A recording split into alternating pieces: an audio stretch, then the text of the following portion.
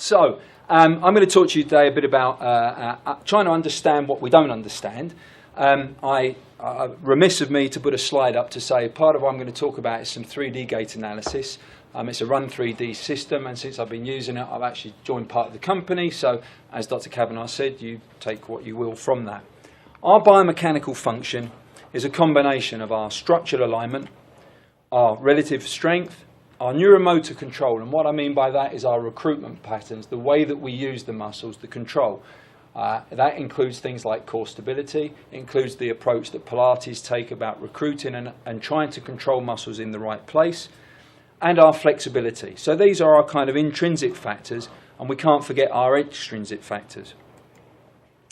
We've of course had for years video gait analysis. This is a particular 3-camera system that uses Templo software. There's other systems out there. Actually doing this analysis now is slightly more complicated because to my frustration I found out as I've just invested in 3 HD cameras to upgrade everything.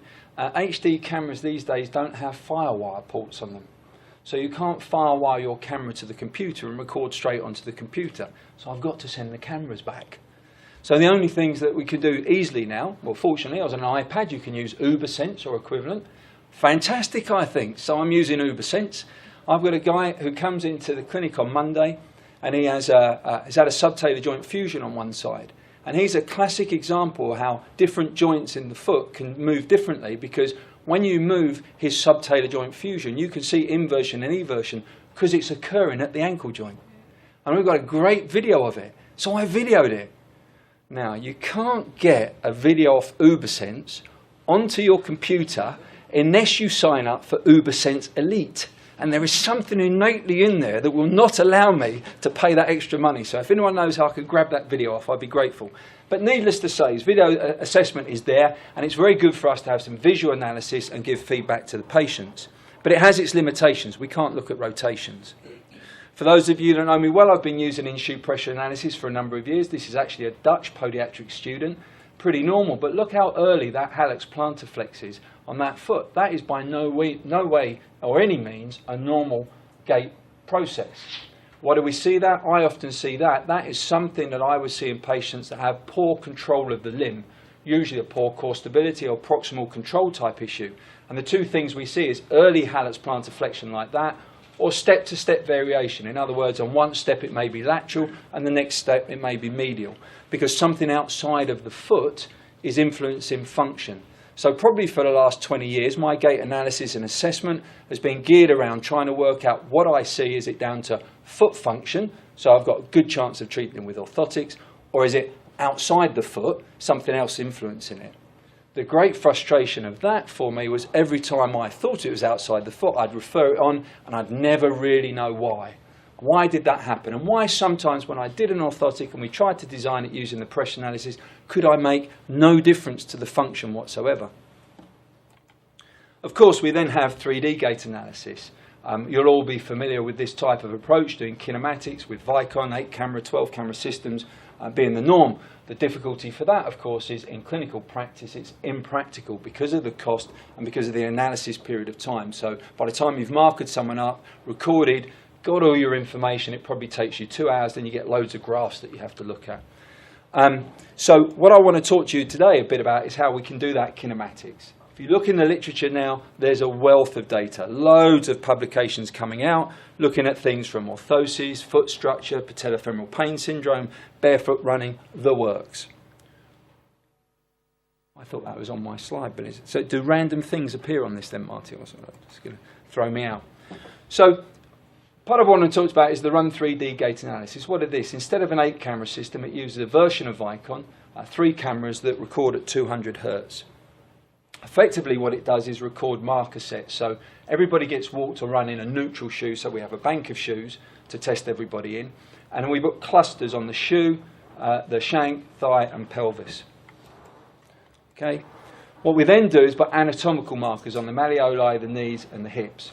When you zero the patient on the system, what it does is it references the clusters to the markers, so you can then take the anatomical markers off because you get less movement of the clusters. And now when you're recording someone, the clusters are there and the computer knows where those joints are. What about data processing? Well, that's the problem in most Vicon. This is actually custom-built software. It was developed out in Calgary, University of Calgary, using an accepted lower limb model.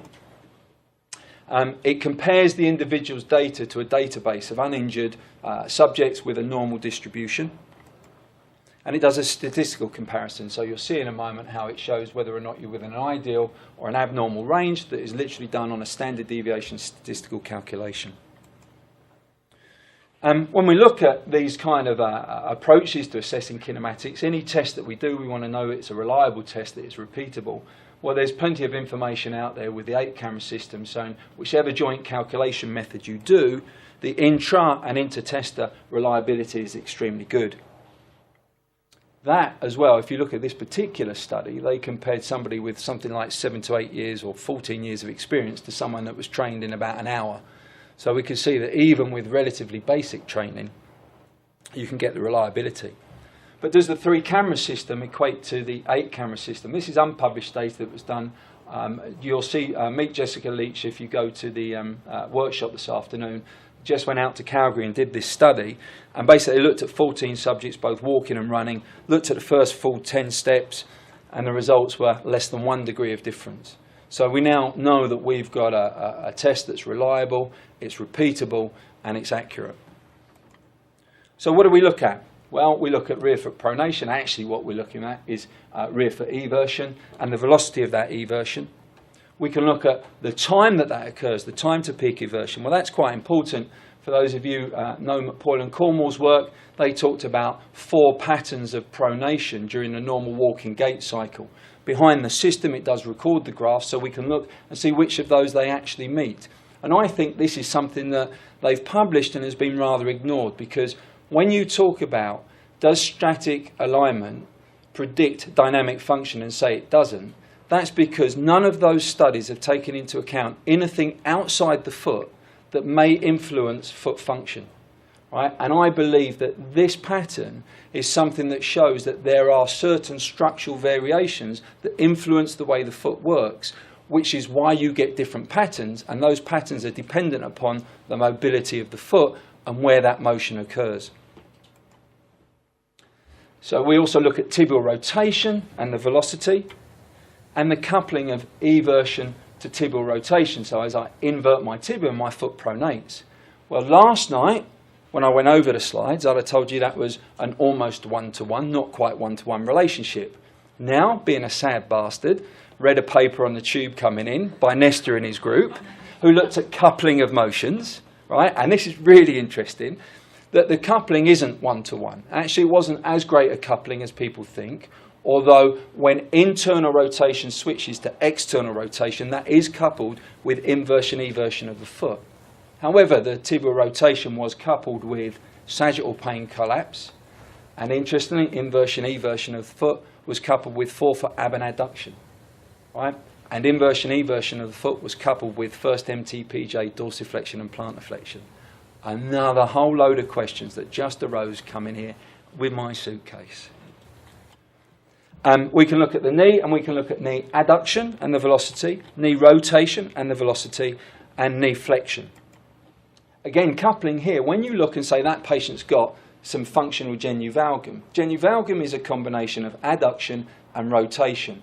What you don't know when you look at that on a video is which component of it is it. Is it adduction? Is it rotation? Is it both? Where is our plane of abnormality? Similarly, at the hip, we're looking at adduction, rotation, extension, and we can also look at contralateral pelvic drop. It gives us data on all of that.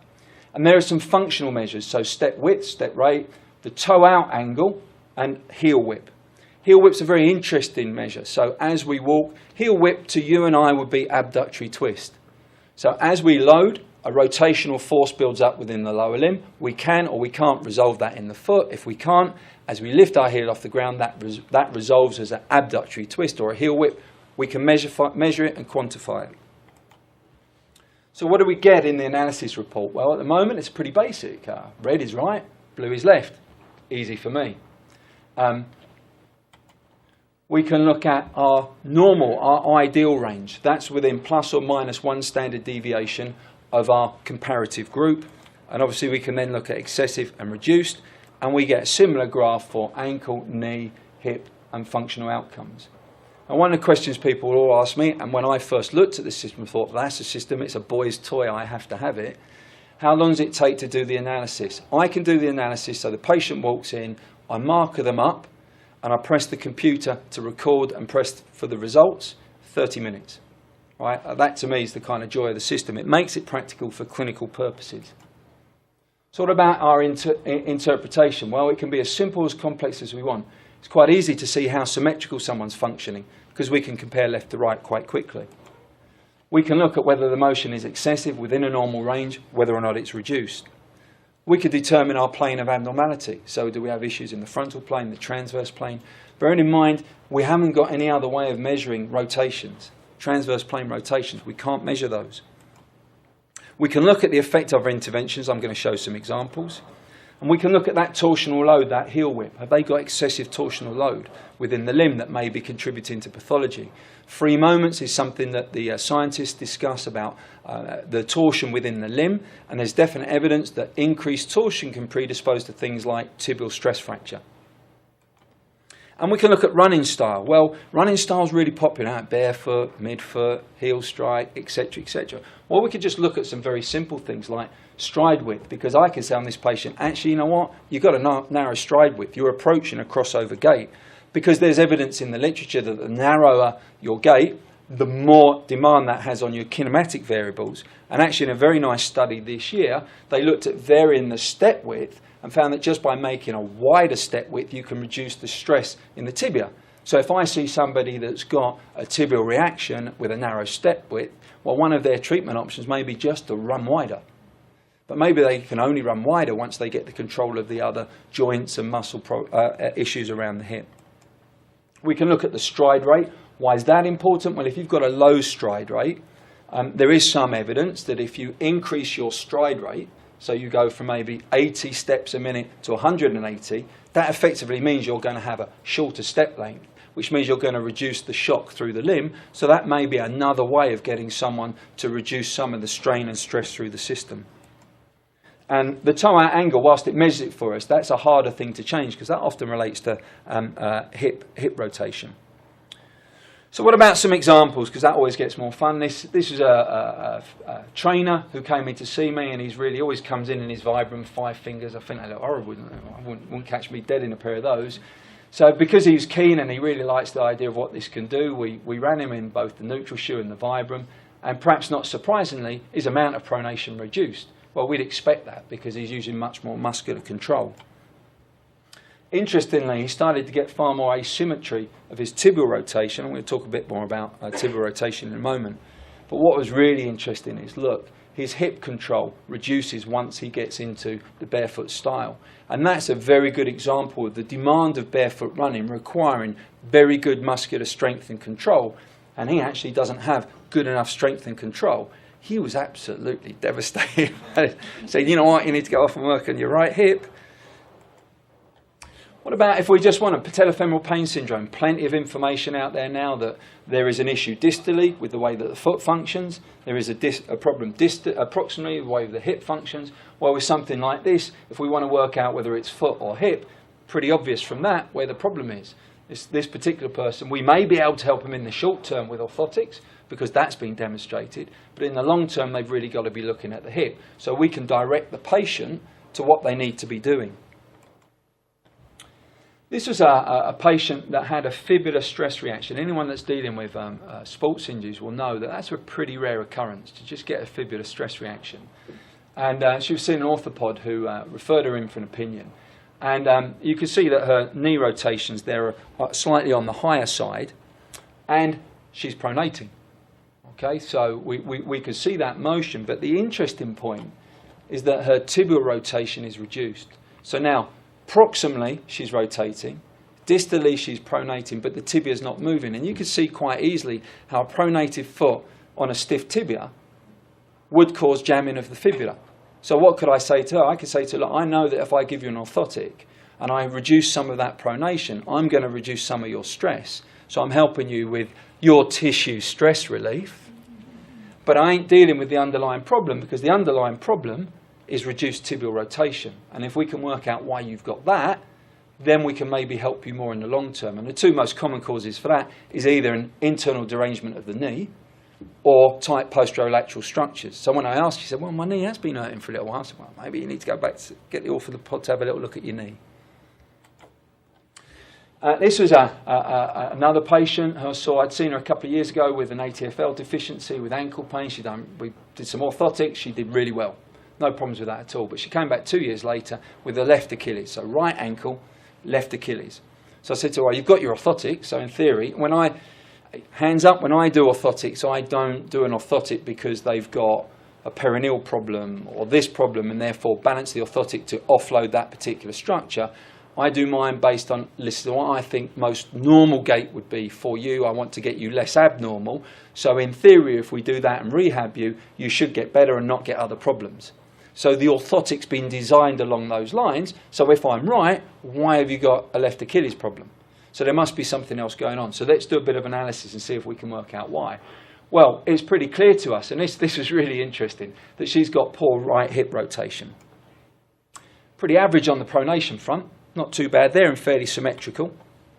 But if we look at a heel whip, on the left side, the Achilles, that's excessive. But on the right side, the ankle, that's normal. Starting to wonder about that.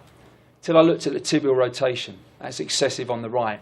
Now, I know this has taken me probably 18 months to start getting my head around analysing these. But let me try and put that into perspective. Both hips excessively rotating. So we know it may want to make the foot pronate. But they've only got average pronation, okay? So that will build up a torsion within the lower limb that may predispose to a high heel whip. On the right side, she has a deficient ATFL. So she doesn't build up the torsion because the tibia rotates over the foot, grinds the ankle. On the left side, the ATFL is intact. She goes down, right? She builds up the torsion, gets a heel whip, and she's got an Achilles injury. Maybe that's contributing. Now we need more data to see if a high heel whip can be associated, etc., etc. But straight away, beginning to build a pattern of assessment. I think this is fascinating for ankles, right? Is there a potential, right? And it needs evaluating that patients have had an ATFL injury. If we can see they have excessive tibial rotation with a normal pronation, are the ones that are going to have more of a problem post ATFL with their ankle joint, right? And it just opens up more questions than answers. So we all like our leg length control, don't we? So this is a chap I saw. He had a small leg length discrepancy, which I balanced. Just did the leg length discrepancy. He ran a marathon. But he came back about a year, 2 years later because he was getting a few niggles. We knew he pronated a bit. I hadn't done anything about it. He said, is now the time for orthotics? So I said, I'll tell you what we'll do, if you're interested. We'll design you an orthotic using in-shoe pressure analysis to balance it the best we think we can because that all looks good. And then come back 2 weeks later and we'll do the 3D gait analysis with and without your orthotics and see how it's affecting your function. So this is him baseline running, okay, without and with his orthotics. Well, it's made no difference in terms of the pronation on the left, and not surprisingly on the right, it's reduced it, stiffened him right up. It's equalised out his time to peak pronation, but both they're late in the step.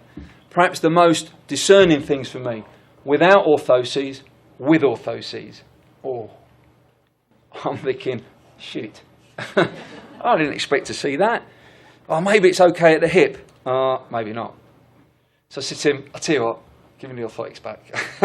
I'll have those back. We'll need to get someone to have a little look into this. What I actually wanted to do for him was to evaluate his leg length more, because something we've been doing now, just up the road from here, the EOS Scanning Centre does CT scans, weight bearing, full body.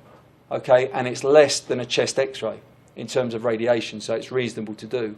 So now they can do a physical measurement of the leg length, weight bearing, but they can also measure pelvic drop, postural sway, and depending on which investigation you use, they will tell you how much anteversion, retroversion you've got, how much femoral rotation, tibial rotation, everything, a wealth of data. So this was another patient who had a 2 millimetre leg length discrepancy, because it was referred to me and it was suspected. She wasn't responding. Someone said she's got leg length. So I said, I'll tell you what, it looks okay to me, but let's have a little 2 mils. I think, objectively, however objective you are, I'm not sure you can measure within 1 mil. So that's pretty small, we'd all agree. But she had a 7 mil pelvic drop with a 1.5 centimetre postural sway. Right? Well, there's no way that a 2 mil discrepancy can cause that. So we did some analysis, okay, and we could see that when she's walking, her hip control is not good on both sides, but when she's running, it's much more or much worse on the right side. So if I put all of my algorithm together with a very small discrepancy in this degree of problem and that lack of control around the right hip and pelvis, what's her problem? Right? And there's only so much of that I've got any chance of influencing with an orthotic, so I know where she needs to go. This is an ultramarathon runner who just gets niggles. So these people are mad. She's mad, right? You know, hip rotation, not too bad, but if we look at in terms of a knee, we've got clear dysfunction. One of the things you could do with this test, there's a standardised strength and flexibility assessment. So use a handheld dynamometer against resistance and measure the muscle groups and measure the flexibility. So we did, I call it the flexibility, alignment and strength test, the fastest. Oh, okay. So her strength, look, these are all average, if not low values. If you're an ultramarathoner, you cannot afford to have your strength values down here. They need to be up here. Okay, this is the type of person that will not get the strength just by going out and running further. They have to go in the gym and do strength and conditioning specific for it. Not too many more. Knee joint replacement. Okay, so this is a chap with medial, he's had a right knee joint replacement. He's got medial knee pain walking, lateral kind of fib pain when he's in bed at night. Well, when we look at his right side, look at that hip collapse on the right. Oops. How do we go back?